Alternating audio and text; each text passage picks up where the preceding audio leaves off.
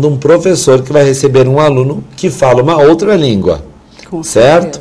Terceiro ponto é que a carga horária que o MEC colocou agora obrigatoriamente nos cursos está entre 60, 80 ou assim, na melhor das hipóteses, algumas faculdades têm optado por 120 horas. A pergunta que eu faço, eu que uso Libras há 25 anos, diariamente, de forma fluente, conversando com surdos do Brasil e do exterior, há 25 anos uso essa língua e ainda estou aprendendo. Você acha que um professor conseguirá aprender uma língua em 60 horas? Imagina, claro. Como que ele vai aprender uma língua em 60 horas, certo? Sendo que uma língua não é só uma língua, ela tem uma série de agregados, que entra a cultura, que entra a forma de usá-la, que entra aspectos éticos, culturais. E o pior, a língua ensinada por pessoas ouvintes, na maior parte das instituições. Desrespeitando as próprias diretrizes. As diretrizes da ética surda. Não, porque assim, ó, a lei diz preferencialmente. Mas nem o preferencialmente está sendo respeitado. A gente sabe que a lei é injusta. Sim. Porque se a lei fosse tão justa, nós não teríamos, por exemplo, tantos bandidos e tantos assassinos hoje soltos no nosso país. Então, eu não tenho que tomar a lei ao pé da letra. Exato. Eu tenho que primeiro ver o princípio ético. Com certeza. Qual é o princípio ético-linguístico que deve reger? Quem é que tem realmente domínio sobre essa língua? O usuário nativo, que é o surdo. Claro. Então, ele é que tem o domínio espaço-visual que nós ouvintes não temos. Sim.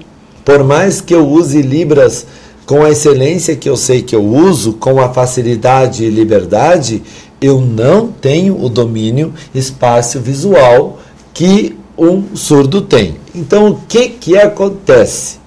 O professor, tendo essa carga horária que, desculpe o termo ridícula, porque não vai chegar a lugar nenhum, ele vai aprender palavrinhas de sobrevivência, certo? Então, primeiro ponto, não dá o status ou o corpus de língua, porque diz que ela pode ser aprendida em 60 horas. Ensinada por um ouvinte, ele vai aprender o quê? Uma interlíngua. Exato. Ou uma língua fossilizada. Por quê? Porque ela vai estar impregnada da cultura ouvinte e da estrutura da língua portuguesa. Sim. Porque nós, enquanto ouvintes, é impossível, na hora de nós ensinarmos uma língua, não fazermos a nossa interferência no português.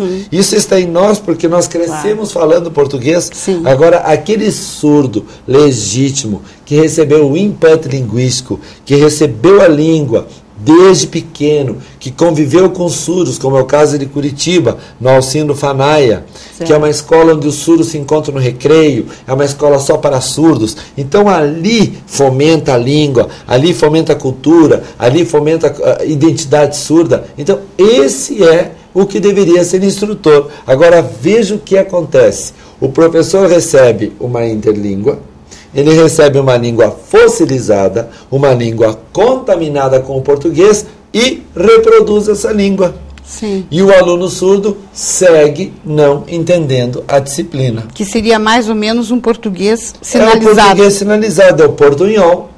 É o melhor que vai ensinar o portunhol.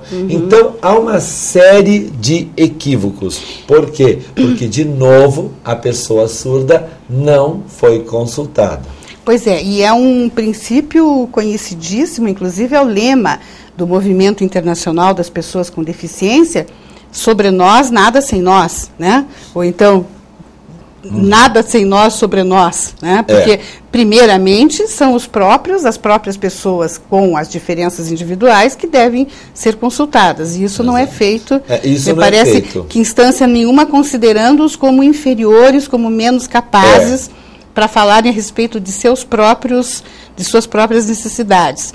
E aí vem uma relação de poder, né, Marco?